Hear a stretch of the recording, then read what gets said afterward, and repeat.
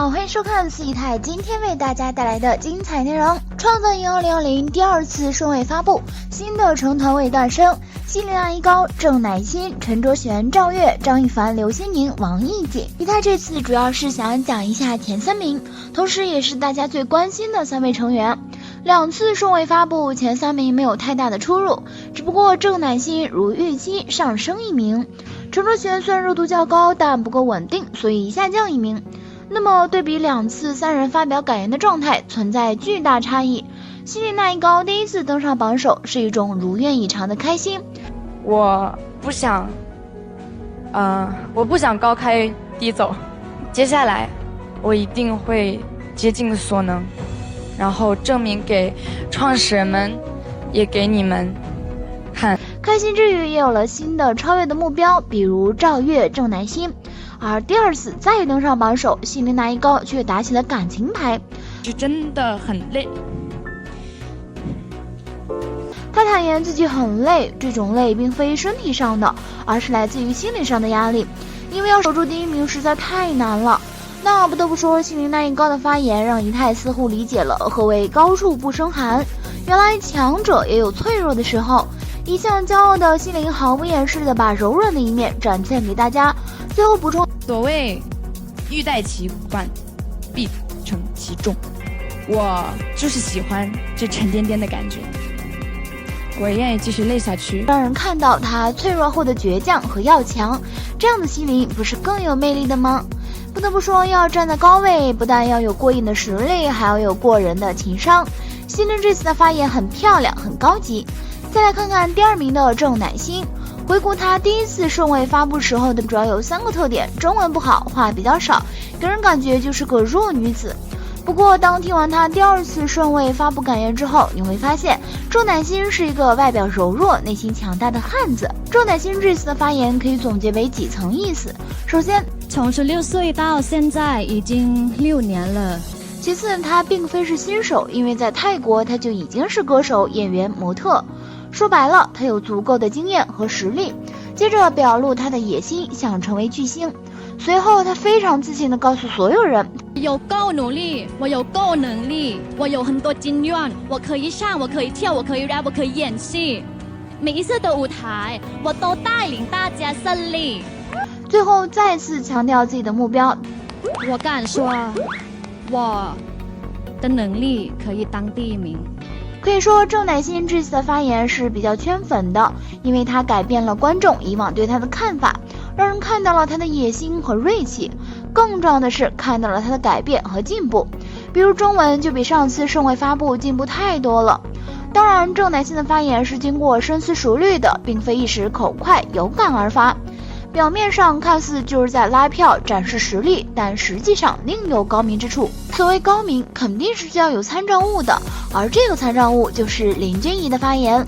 林君怡从第8名降到了第10名，她很不服气，同时她的发言中似乎又存在着一些怨气，比如至少你能力要比我强吧，不强也可以，那你是不是要为这件事情付出的努力要比我多呢？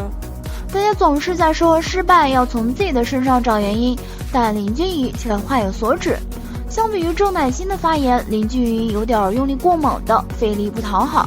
2人都是在展示实力，表露野心，唯一不同的是郑乃馨从始至终都在讲自己，从没有把矛头指向任何人。但凭这一点，郑乃馨站在第2名的位置毋庸置疑。相比于郑乃馨的锋芒毕露，陈卓璇这次却很收敛。众所周知，陈卓璇在第1次顺位发布的时候，不仅挑战广告商，同时向希林发起挑战。也正因如此，陈卓璇一时间成为了最热门话题人物。当然，他本人的目的呢是达到了，可是支持他的粉丝就有些痛苦了。见到偶像被嘲讽，哪有不为祸的道理？所以陈卓璇在拿到第3名的成绩之时，他并没有继续闲言闲语，而是心疼粉丝和自己一起承受谩骂和质疑。所以这是一招感情牌，当然也是陈卓璇深思熟虑之后的结果。不得不说，陈卓璇很有分寸，在闲言闲语的风波之后适当控制节奏，也让自己从中抽离，为下一次的改变做好铺垫。当然更重要的就是粉丝的感受，如果一味冒进，不仅败坏路人缘，肯定也会损失一部分粉丝。总的来说，西林、陈卓璇、郑乃馨之所以能够霸占前3名的位置，并非运气，而是自身综合实力的体现。如何在众多的选手中出圈，这不仅需要实力，还需要情商和技巧。在第3次公演来临前，创3采用的是投票制，谁的粉丝给力，那个人就可以获得中心位。换言之 ，C 位变成了谁的粉丝多，谁就赢。在现阶段的7强里，小高、郑乃馨、赵月、刘欣宁、王一锦都各自获得1首歌的中心位，但遗憾的是陈卓璇落选了。中心位的失去反映的是陈卓璇竞争力下降。从首次撑腰榜变化开始，他一直稳居第2，现如今他的位置易主了，排在第3的郑乃馨和他换了个位置。从大方向来看，陈卓璇还是前3，依旧是高位学员，但从他的节目画面来分析，情况不妙啊。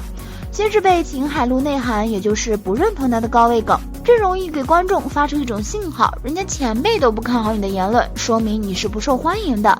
再就是他的镜头明显变少，2公表演结束也没有教练点评他，这又会进一步加深观众对他的看法。陈卓璇的人物形象是名气大于实力，失去3公中心位不是他的粉丝不给力，而是前面发生太多事儿，导致他流失路人粉。要知道创3是养成类节目，它的赛程是学员表演、淘汰，然后成团。但对一个学员来说，这也是一个吸粉过程。正常来说，一个学员走得越远，就能越多的得到粉丝。粉丝可以制造话题热度，也能助力自家偶像获得更多流量资源。但陈卓璇在2公舞台失去路人盘后，这对他的打击是很大的。最直接的影响就是618的商业名单没有他。前去表演的8个人里，其中有6位是现阶段7强学员，陈卓璇再一次落选。一个排名前3的学员在短时间内2次失利，陈卓璇很看重自身价值。他在喊话赞助商时想要的不是中插广告，他当时想的是希望自己的第2变得名正言顺，也就是获得相对应的收益。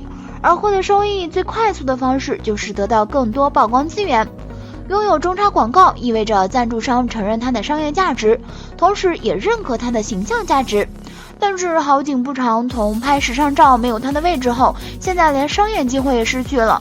关于商业名单，现在有2种说法，第一种是这是节目组挑选的实力派学员，第2种是这是甲方指名当信要的学员。无论哪一种真相，都在诉说着陈卓璇落寞的真相。虽然每期节目都有学员在玩他的梗，貌似很受欢迎，事实却是创3不再力捧他。看清陈卓璇的困境后，我们再来细细分析一个存在感正在减弱的学员，他的前期之位还稳吗？以太大胆提出2个猜测：虐粉、假性剧本。虐粉顾名思义就是创3想要压一压陈卓璇的风头，这样做主要有2个目的：一是激发粉丝的消费能力，2是为学员团结粉丝的投票力量。而假象剧本这里可以理解为剪辑剧本，就是通过视频剪辑把陈卓璇塑造成高冷形象，给人一种不亲切的假象，劝退部分粉丝和路人。虐粉猜测如果成立，就表明节目组有意捧他；如果是假象剧本成立，那就说明他有可能要让位。再进一步来看陈卓璇的现状，在吐槽大会回应质疑，台下学员的反应并不热烈，疑似被孤立。这个现象我们也可以从2个方面来看。首先是节目组有意剪辑，造成陈卓璇人缘不好的假象，为了引发话题讨论，这也是节目组再进一步强化陈卓璇不受欢迎的形象。其次是陈卓璇真的不合群，所以无人应援。我看过大量节目花絮，也看过少女屋，发现陈卓璇并没有大家想象中的那么不好相处。他在节目里和小高也有互动，和其他学员也有说有笑，所以突然的不合群是不合理的。从失去中心位和失去商演资格来看，陈卓璇的位置不是很稳，但是从节目组各种刻意剪辑来看，又似乎暗含许多转折点，并没有放弃他，还在给他做故事线。陈卓璇正面临困境，这是事实，而一切的变化都是从高位梗开始的。按照创3的利益最大化来说，他们是看重这个梗的。这个梗火遍全网后，节目组理应放大陈卓璇的一言一行，以此为节目组带来更多热度和关注。但奇怪的是，现在反倒收紧他的画面，就连众多活动也没有他的份儿，这本身是不正常的。若是说这是节目组在虐粉，同时在为他安排落魄剧本，这就有意思了。可以明确知道的是，陈陈卓璇是有故事线的，只是不知道往哪个方向发展。最新的一期很明显，陈卓璇被人抱团针对了。首发为声乐在当时他第一选的歌曲里面可能不是最强的，但是他绝对不是最差的，为什么却被放弃了？很明显。说实话，陈卓璇不适合女团出道，没有黑的意思。姨太觉得他solo出道的话更有前景，他的类型就属于个人歌手那种。对此你们有什么意见呢？好啦，今天的视频呢就分享到这里啦。如果喜欢四姨太的视频，就请多多订阅和关注，四姨太每天都会更新精彩娱乐资讯哦。